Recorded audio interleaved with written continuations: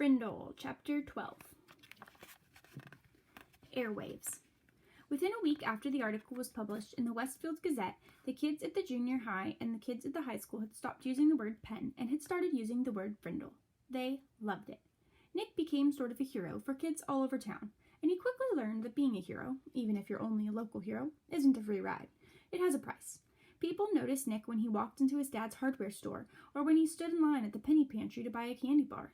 He could feel it when someone recognized him, and it made him shy and awkward.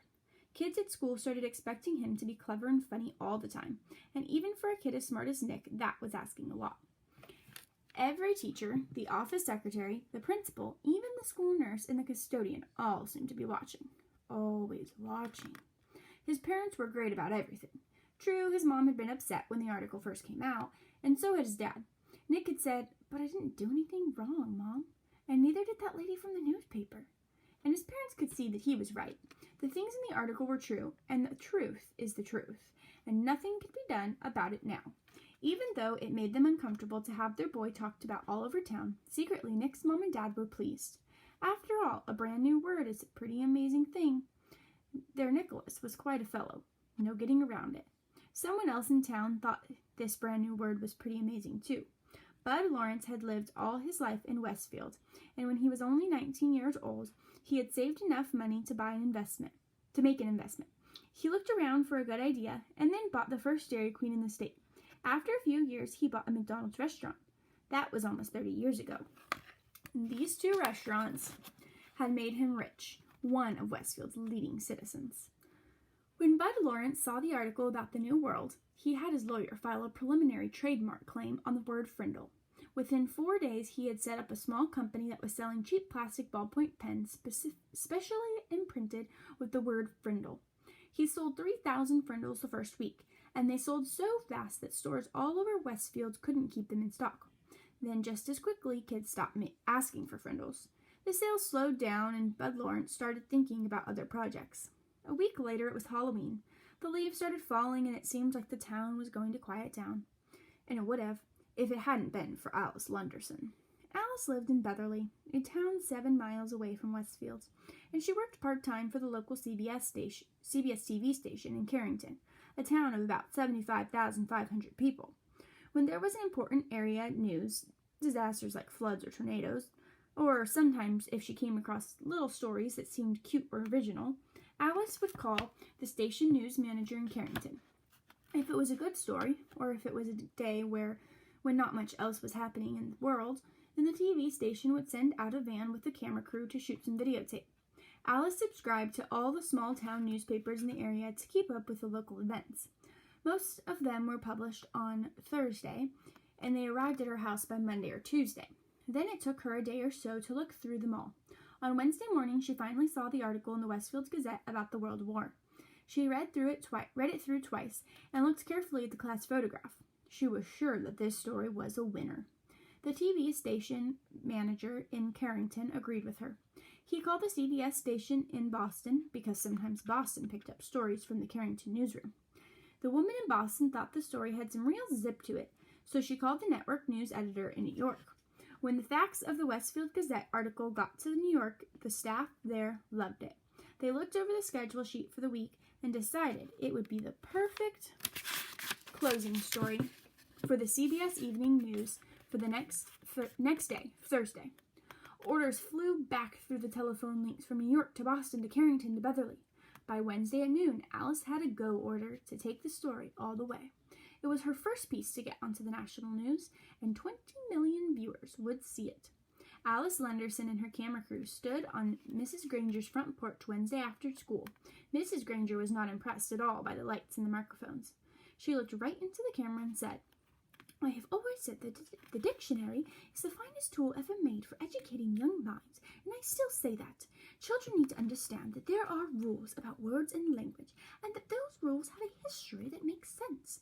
And to pretend that a perfectly good English word can be replaced by a silly made-up word just for the fun of it, well, it's not something I was ready to stand by and watch without a fight." "And have you lost that fight, Mrs. Granger?" asked the reporter. Mrs. Granger turned her eyes up to nearly full power as she looked into the camera, and with a pale smile she said, "It It's not over yet. When Alice and the crew showed up at Nick's house, the Allen family was ready for them. Mom and Dad sat on the couch with Nick between them. Nick squinted into the lights. His mom had worked out with Nick what he could say and what he couldn't say. "You remember, young man," she said. She had told him as she combed his hair. "These reporters are just looking for a quick story that will make some excitement. But you have to stay here and live in this town, so mind your P's and Q's." As they sat there on the couch, Mrs. Allen had her foot on top of Nick's under the coffee table, and if she pushed down, it meant that the reporter had just asked a question that she was going to answer for him. Mrs. Allen did not trust reporters. "So tell me, Nick, why did you make up this new word, Frindle?" asked Alice Lenderson. Nick gulped and said, Well, my teacher, Mrs. Granger, said that all words in the dictionary were made up by people and that they mean what they mean because we say they do. So I thought it would be fun to just make up a new word and see if that was true."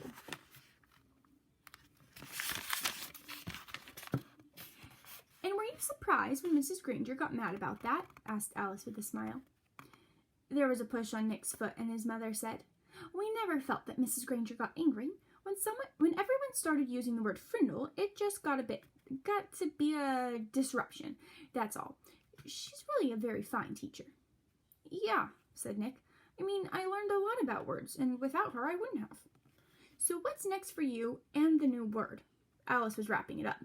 She could see that Nick and his parents were not going to be pushed into saying anything controversial, so she just kept it light and happy.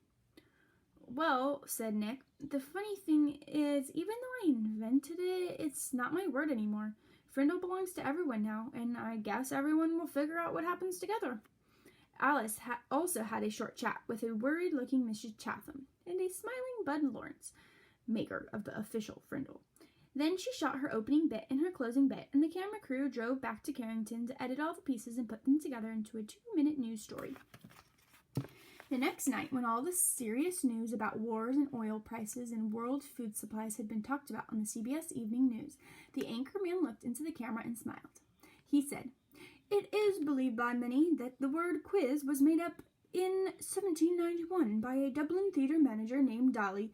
He had bet someone that he could invent a brand new word in English language, and he chalked up the letters Q-U-I-Z onto every wall and building in town. The next morning, there it was, and within a week, people all over Ireland were wondering what it could mean, and a new word had been created.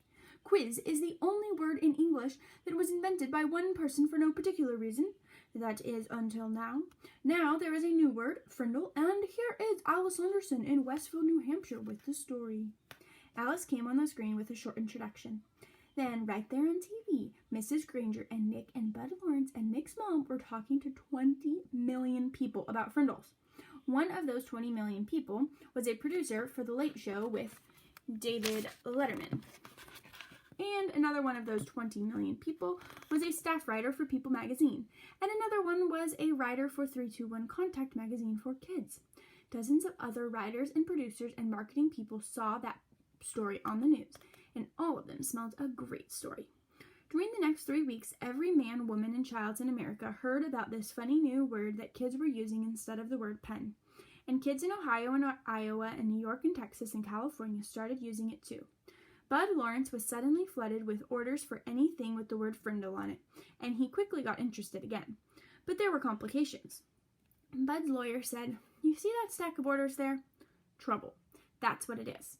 We got a trademark filed, but it's only like an application. The whole country knows that that little kid made up the word, and unless you make a deal with his dad, you're going to end up with nothing, maybe even a big fat lawsuit. That kid owns that word." When Mr. Allen came home at lunchtime, his wife told him that he had to call Bud Lawrence. "It's something about the new word." This was not good news to Tom Allen. He was sick and tired of all the fuss and being away from the hardware store so much while all this nonsense was happening had put him weeks behind on his paperwork. He'd be lucky now to get his Christmas order in time. Even though he didn't really want anything to do with it, Bud was an old friend. So on the way back to the store, Nick's dad went to Bud Lawrence's office. "Tom, good to see you," said Bud. He stood up and walked around his desk to shake hands. "Have a seat." Tom sat down uneasily, and Bud pulled another chair over. Ever seen Westerfield so stirred up about anything in your life? You and Ginny must be pretty proud of that boy of yours. Bud couldn't remember Nick's name. Tom shifted his chair and nodded. Yes, he's quite something, that's for sure. But I tell you, Bud, I'm ready for it all to just die down and blow away. Too much fuss. Instantly, Bud saw how to get what he wanted. Well, Tom, I'm afraid it's not really going to go away. Looks like something started up, and people are real interested. You probably saw those bright red ball points around town with the word Frindle on them. That was my doing. Just testing the waters. But your boy, he owns that word. I got my lawyer to apply for a trademark a few weeks back because, well, that's just the way I am. You know, things come along, and I like to be right there in the middle of it. He grinned at Tom Allen, and Tom smiled back weakly. Right now, I got a shirt printer in Massachusetts and another one in Chicago and another one in Los Angeles making t-shirts with the word Frindle above a picture of a pen. I mean a Frindle. Each supplier has orders so far for over 20,000 shirts. Profit on every one of those is going to be $2, maybe $3. And I'm talking with some big pen and pencil companies in Hong Kong and Japan about a deal that could be worth some really big money. They've seen this Frindle thing in the media, and they want to buy the rights to the trademark and make a new line of Frindles for kids. I'm not kidding. This is a hot idea. Bud guessed right. Just the thought of all this made Tom shrink back uncomfortably in his chair. It was way too much fuss. Tom, let me be direct with you. As the boy's guardian, you need to do the right thing about all this. I'd like to see where all of this is going to go. I'm going to take some risks and spend some money, see what happens. But I need your permission. I need your signature on these trademark papers, and I need to strike a deal with you about permission to use that trademark. I know it seems like a big ruckus about a word, but we can't tell what's to come of it unless we take some steps. Bud pointed at the papers on his desk. That's a contract, and it's fair and honest. It gives your boy 30% of whatever profits I might make. That's a fair royalty, generous for this kind of deal. So what do you say? Make sense? Well, let me take care of all the fuss and see if some good doesn't come of it all. The papers and a pen were there on the desk next to Tom. He looked at Bud, then reached over, picked up the pen, and signed both copies of the trademark papers and 3 copies of the contract. I've got no reason to doubt you one bit, Bud, and I sure don't want to mess with any of this myself. Is that it? He asked, standing up. Not quite, Tom. Here. Then Bud Lawrence handed Nick's dad a check for $2,250. What's this for? That's what I owe Nick for the sales of Frindles from the first 3 weeks, explained Bud with a smile. Tom looked at the check and said, This is terrific, Bud, and I'm really glad about it because it'll sure help with Nick's college. But I wish you'd just keep this between us. If Nick knew, he'd probably stop mowing lawns, and I'd never get him to save another penny. So just between us, okay? Bud said, Sure, Tom, I understand. Just between us. And they shook hands. Mr. Allen left Bud's office and walked across the street to the savings bank. He set up a trust account for Nick, and the bank manager said he could make arrangements with Mr. Lawrence so any other money would be deposited automatically. That sounded good to Tom Allen. If he never heard another word about it, that would be fine. As Nick's dad walked slowly back to the hardware store, he wondered if things were ever going to be the same again in this quiet little town. Stay tuned for Chapter 13.